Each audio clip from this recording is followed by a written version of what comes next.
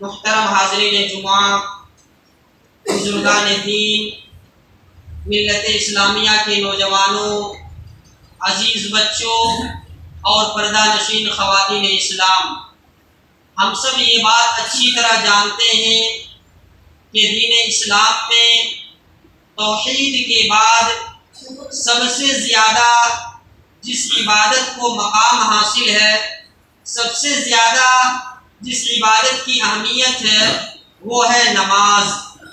اور یہ بھی حقیقت ہے کہ ہم اور آپ سب سے زیادہ جس عبادت کو ضائع کرتے ہیں وہ بھی نماز ہے۔ ہم اور آپ سے نماز کے سلسلے میں بہت ساری کوتاہیاں، بہت ساری غلطیاں، بہت ساری سستی اور غفلت برتی جاتی ہے، اور دیکھا جاتا ہے کہ نماز کو لے کر کے ہمارے معاشرے کی ایک اکثریت اور ہمارے معاشرے کے اکثر لوگ بہت ہی زیادہ غفلت اور سستی سے کام لیتے ہیں۔ اس لیے مناسب سمجھا گیا کہ آج کے خطبہ جمعہ میں نماز کے تعلق سے کچھ اہم باتیں، نماز کے تعلق سے کچھ نصیحتیں اور کچھ پیغامات آپ کے سامنے رکھی جائیں۔ حضرات، خطبہ مسنونہ کے بعد میں نے آپ حضرات کے سامنے جس آیت کی تلاوت کی، اس آیت میں اللہ تبارک و تعالیٰ نے 3 باتیں بتلائی ہیں۔ سب سے پہلی بات اللہ تبارک و تعالیٰ نے ارشاد فرمایا، حافظوا علی الصلوات، کہ اے لوگوں نمازوں کی حفاظت کرو۔ کیا مراد ہے نمازوں کی حفاظت سے؟ اہل علم میں لکھتے ہیں کہ نماز کی حفاظت سے مراد یہ ہے کہ انسان نماز پڑھے، نماز کی پابندی کرے، نماز کو قائم کرے، اور نماز کے واجبات، نماز کے فرائض، نماز کے مستحبات اور نماز کے آداب کے ساتھ نماز پڑھا کرے۔ یہ ہے نماز کی حفاظت سے مراد۔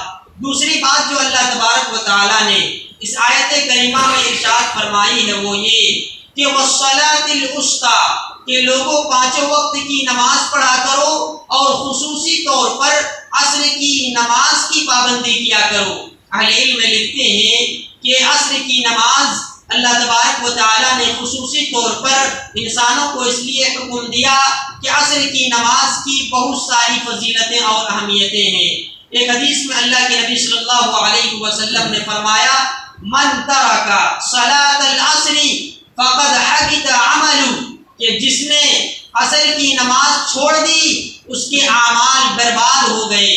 جس نے عصر کی نماز چھوڑ دی اس کے اعمال ضائع ہو گئے۔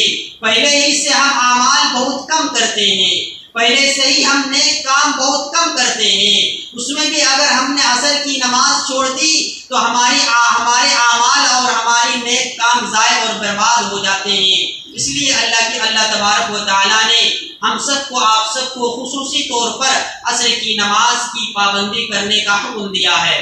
تیسری بات جو اللہ تبارک و تعالیٰ نے اس آیت کریمہ میں بیان کی ہے وہ یہ کہ وَقُومُوا لِلَّهِ قَانِتِينَ، کہ اے لوگوں اپنے رب کے پاس ادب کے ساتھ کھڑے ہو جاؤ، اپنے رب کے سامنے ادب کے ساتھ کھڑے ہو جاؤ۔ مفسرین لکھتے ہیں کہ اس آیت کے نازل ہونے سے پہلے نماز کے اندر بات کرنے کی اجازت تھی۔ صحابہ کرام نماز میں باتیں کیا کرتے تھے۔ ہوتا یہ تھا کہ نماز چل رہی ہے، بعد میں کوئی صحابی نماز کے لیے آئے، وہ صف میں شامل ہوئے تو بسا اوقات آنے والے بعد میں جو صحابی ہوتے وہ پوچھ لیتے اس صحابی سے جو پہلے سے نماز پڑھ رہے ہیں کہ کتنی رکعت ہوئی ہے، اور صحابی جواب بھی دیا کرتے تھے۔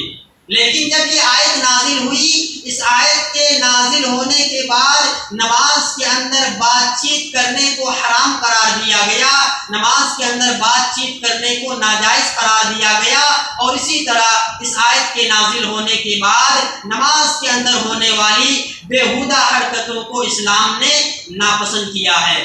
تو 3 باتیں اللہ تبارک و تعالیٰ نے اس آیت کریمہ میں بیان کی ہے۔ سب سے پہلی بات کہ لوگوں نماز پڑھا کرو، نماز کی حفاظت کیا کرو۔